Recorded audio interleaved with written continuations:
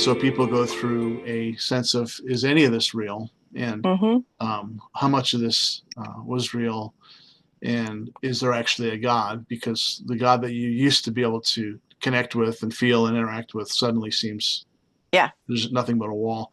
Yeah. Um, and this author, they say that this isn't just something that happens to whatever, particularly spiritual Christians or mystics or whatever, but this Mm-hmm. the wall is a part of the deal, Mm-hmm. and that is a part of the of discipleship. And it's not a question of as a Jesus follower, are you going to hit the wall or the dark night, but how do you respond to it? Yeah.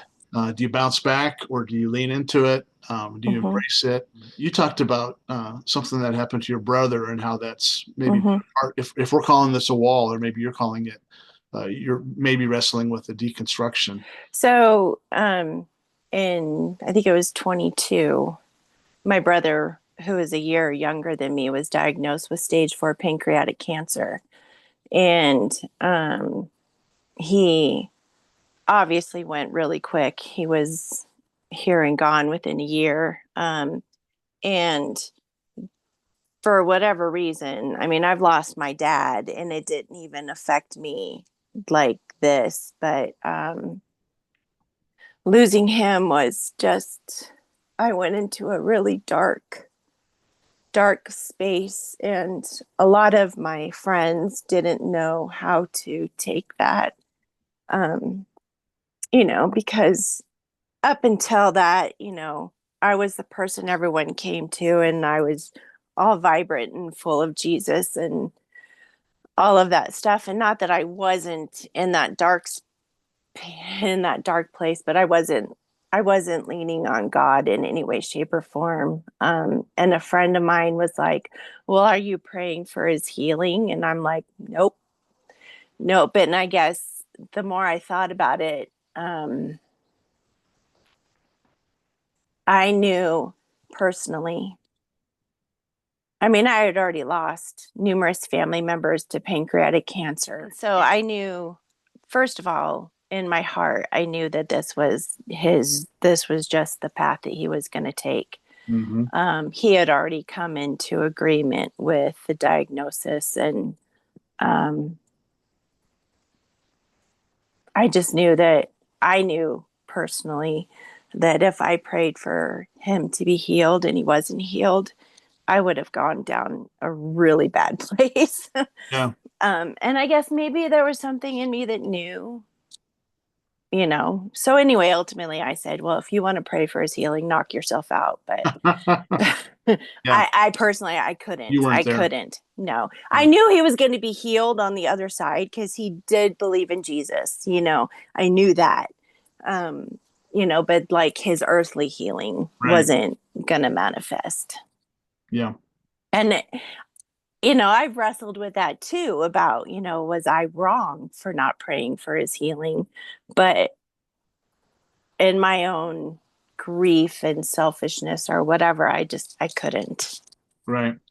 The perfect Rhea was supposed to pray for his healing, and he was Right. supposed to get healed, because anybody who has perfect faith is going to see a perfect healing, right? Yeah, no, I don't believe that.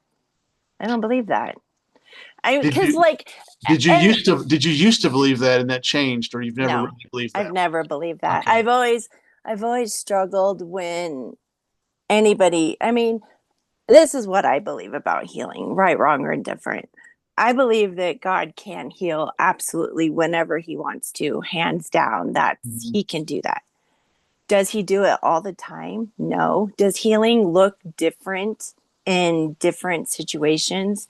Yes. Because, you know, maybe the healing that you think is supposed to happen doesn't look like your physical body healing, but what's happening around you, what's happening in your family, what's happening in relationships, maybe things are being healed that way.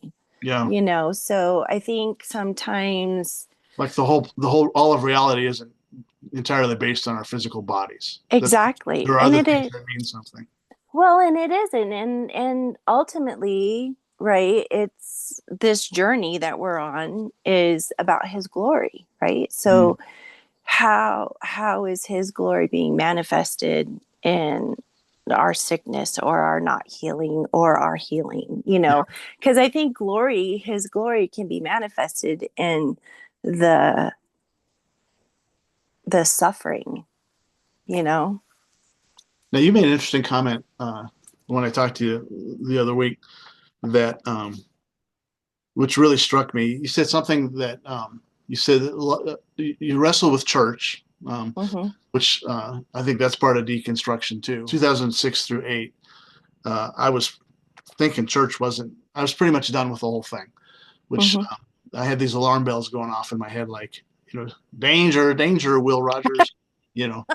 And I'm like, yeah, but I'm not going to be afraid just because of Yeah. these voices telling me that, you're straying off the path.